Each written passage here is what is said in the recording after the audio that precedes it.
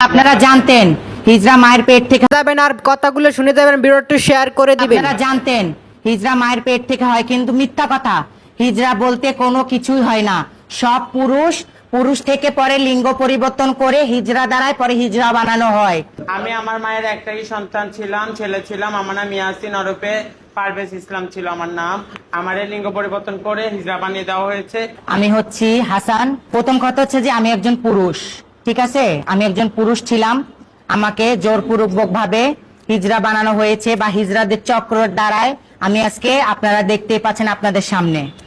আর যে আমাকে হিজরা বানিয়েছে, যাদের দ্বারা আমি আজকে হিজরা হয়েছি, তারা মনে করেন যে আরাম আয়েশে তারা এখন হিজরাই না। আমার পিছনে আপনারা দেখতে পাচ্ছেন যে কিছু মানুষের ছবি লাগানো আছে। এক হচ্ছে সুন্দরী হিজরা, দ্বিতীয় হচ্ছে যে শিমুল, তৃতীয় হচ্ছে যে লিপস্টিক, ওর নাম হচ্ছে হৃদয়, 4 নাম্বার হচ্ছে যে আয়শা, ঠিক আছে? ওর নাম হচ্ছে মাসুদ। এই যে দেখেন ইয়াবা খাচ্ছে, বা এই যে দেখেন ওনার ফেস, ঠিক আছে? পাবলিক থেকে টাকা পয়সা নিয়ে ওনারা কালেকশন করে খায়। আমরা জানি, আপনারা জানতেন যে হিজরা বলতে যে অনেক কিছু হয়। হিজরা মায়ের পেট থেকে হয়, কিন্তু মিথ্যা কথা। হিজরা বলতে কোনো কিছুই হয় না। সব পুরুষ থেকে পরে লিঙ্গ পরিবর্তন করে হিজরা দ্বারায় পরে হিজরা বানানো হয়, ঠিক আছে? আপনাদের কাছে এতটুকুই অনুরোধ, দেশবাসীর কাছে, আপনাদের বিয়ে বাড়িতে কোনো ফাংশন, গাড়ি বা ট্রেনে আপনাদের যেভাবে হেনস্থা, আপনাদের যেভাবে টর্চার করা হয় বা আপনারা যেভাবে টর্চারের শিকার হচ্ছেন প্রতিনিয়ত, আমরা চাচ্ছি এটা যেন বন্ধ হয়।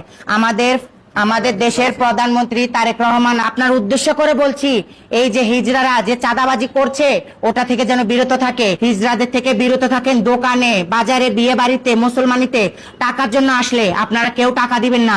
আমি আমার মায়ের একটাই সন্তান ছিলাম, ছেলে ছিলাম। আমার নাম ইয়াসিন ওরফে পারভেজ ইসলাম ছিল আমার নাম। আমার এই লিঙ্গ পরিবর্তন করে হিজরা বানিয়ে দেওয়া হয়েছে। তখন আমার বয়স ছিল 13 বছর। আমি তখন বুঝিনি, আমি চক্রের ফান্দে পড়ে গেছি। আমাকে এরকম করে ইন্ডিয়াতে পাচার করা হয়েছে।